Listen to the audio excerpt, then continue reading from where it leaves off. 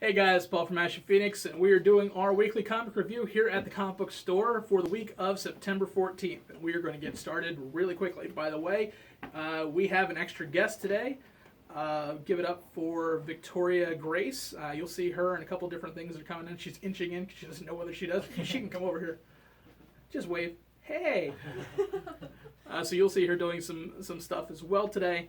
But we're going to get started right now. Hey guys, Tim from Capes and Scowls Podcast. You can find me at capesandScowlspodcast.com. And from the comic book store, and I'm going to plug our 10th anniversary sale, where everything in the store will be 25% off. Plus, the beloved Kyle Starks will be here. He currently writes Rick and Morty. Oh, you crazy kids love Rick and Morty. And my favorite book that never leaves my pick wall, Sex Castle, which is every 80s movie ever rolled into one. So come on down, that's October 1st. Alright guys, first up on our series is Civil War II, Ulysses, issue number 2. For those of you who have been following along, Civil War has been great. All of the ancillary stuff has been great too, and this is probably the weakest one of the series so far. I kind of hate to say it. Not a lot happens. We have Ulysses stuck in the Magistrate Tower. Karnak is basically testing out his theories. He's a heartless bastard and just really a mean guy. Ulysses is going crazy. And at the end, we basically figure out what's going to be happening, whether he's going to be testing this theory or not. Everything sounds as vague as I'm saying. That's because it's kind of a vague issue. It's very wordy, and a lot doesn't go on. But if you're a fan of the series, if you're a fan of where I think this is going, I highly suggest picking this one up. If you haven't been a fan of the Civil War series, I don't know what you're reading in Marvel right now, because literally everything is Civil War. Pick this one up. If you don't, you're not going to lose everything from the main Civil War series, but I like the direction that this one is going. So yeah. Alright, so my first review, I picked a book that I did not like. Doom Patrol. I thought I was going to like this. Doom Patrol is DC's version of the X-Men, even though they came before the X-Men. They are not as successful as the X-Men.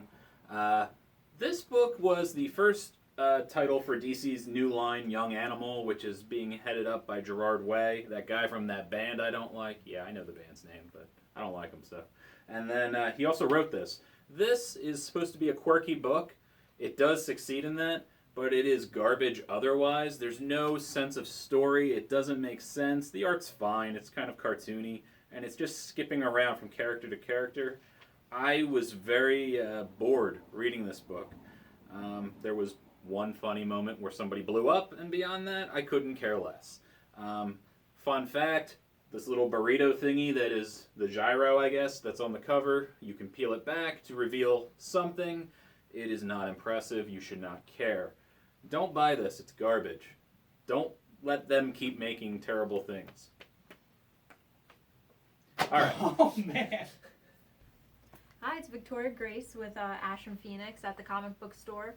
I'm going to be reviewing Wonder Woman. I thought this comic was, well, let me tell you what it's about first. It's about Wonder Woman. She basically crashes on Earth. She can't talk to anybody. She's like trying to figure out how to communicate with these people, and they like lock her up, and she's kind of panicking. And then these gods kind of come up to her as pets. That's pretty much why I picked it up, because there's pets on it. Then it kind of stops abruptly. I didn't think it was that great. I didn't understand the beginning, but I guess it's because it's the 6th book in the series. It does kind of just pick up out of nowhere. And, yeah, the art's good, but the writing is not so good. Next up, we have DC's Suicide Squad issue number 2. Rebirth has been awesome for DC. Suicide Squad is definitely something I picked up after the movies, and this one, like I said before, actually is a little bit closer to the movies. Amanda Waller's still a dick. She's still a terrible person. The Suicide Squad is now stuck underneath the Arctic Ocean. Everybody is about to die, and they miraculously don't. If that sounds boring, don't worry about it, because one of your favorite guys does in fact die. and not like we think he's gone dead. No, there's literally just his feet left. Saying he might have even tipped you off, but yeah, so yeah, of course they're not going to kill Harley Quinn because it's Harley Quinn. But yeah, definitely one of your favorites. One of the people that you watched in the movie who I'll say even survived Suicide Squad, the movie, did not survive this comic. So if any of those guys are somebody you really liked, this issue is going to bug you. But we do see a big twist at the end, a giant villain who has caused innumerable problems for the DC, the DCEU, the DCU, and pretty much everything that has ever happened in the movies. A big bad is back. Pick this one up if you're interested in it. Suicide Squad is definitely one of the favorites I like just because I'm a fan of Jim Lee, and the writing is very good on this one too. So I highly suggest picking this one up. All right, another book I hate from Dark Horse, but I don't hate this as bad as that Young Animal Doom Patrol crap. Resident Alien, The Man with No Name, number 1 of 4. I'm assuming this is already established because they didn't explain a ton of things about it. There's an alien who lives among us, and it's just considered commonplace. Everybody accepts this guy is there. He's your classic gray-looking alien. He is a detective or a police captain or something important in this town. I couldn't tell you what. It really wasn't explained. But some shenanigans happen in the town. There's a weird smell in the town that people say is like sulfur or like somebody's boiling piss, one guy said. There's a weird hobo running around the town. There's all these plot points that they threw into this story, but they didn't actually advance the story. They're just like, hey, here's a thing. Oh, here's another thing. And then the last panel, hey, stuff's happening. But you know what? This book was garbage.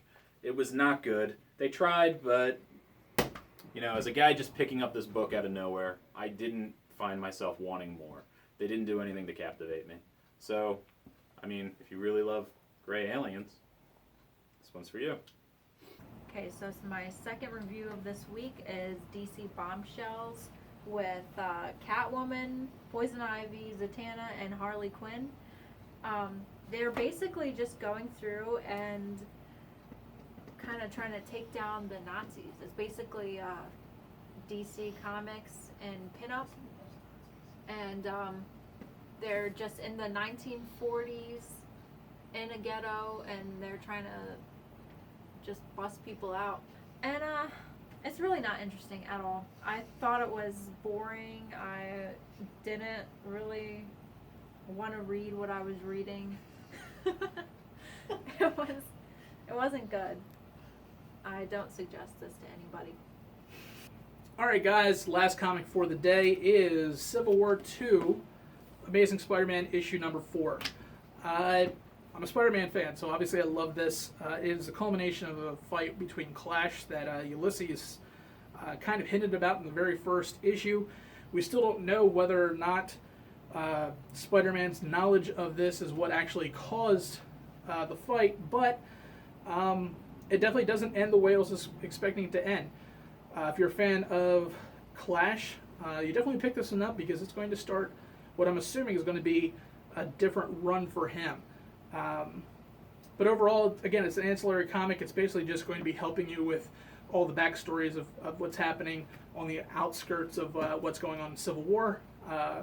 If you're a Spider-Man fan, pick this one up.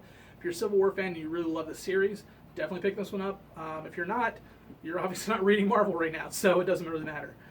All right, a book I liked. All-Star Batman number 2. Continuing the story that Scott Snyder started, where Batman is under attack from damn near every villain he's ever faced.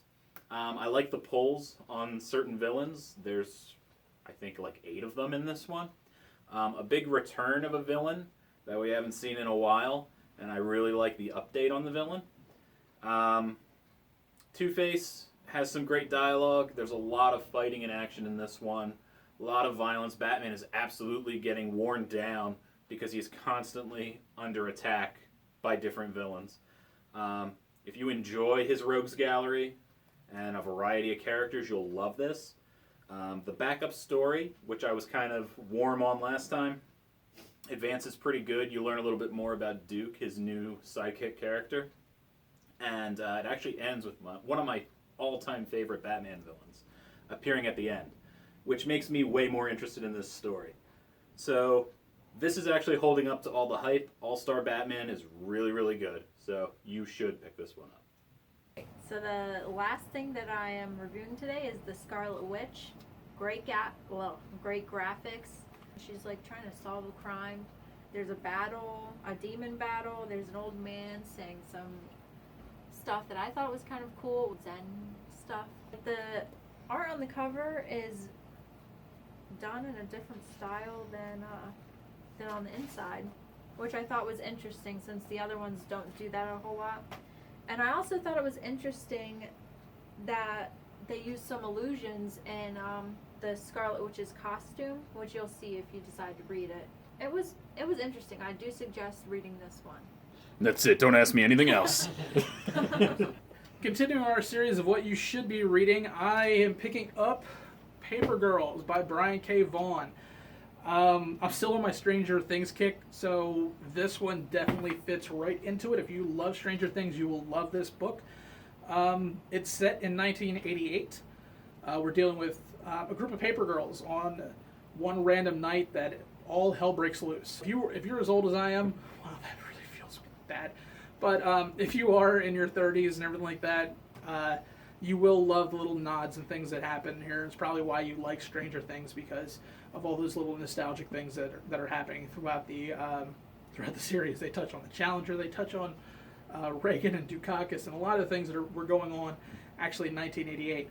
But the story is a group of paper girls are basically stuck in what I can only assume is a time-traveling kids versus parents type thing. I'm not really sure, because they keep the details a little bit vague, but it does have that Goonies feel. It does have that Stranger Things feel, with a very sci-fi twist to it, where all the protagonists are women. So if you are looking for progressive comics where everybody's not a white male superhero, definitely pick up Paper Girls. If you just want a really good read, pick up Paper Girls. Not a huge fan of the art, but it does work in this, and the writing is very well done. I've never been a fan of Saga, so picking up a Brian K. Vaughan book, wasn't really sure what was going on with it, but I like this series. I'm probably going to continue with it to see where things go on. So that is my recommendation. Pick this one up, and we will see you soon.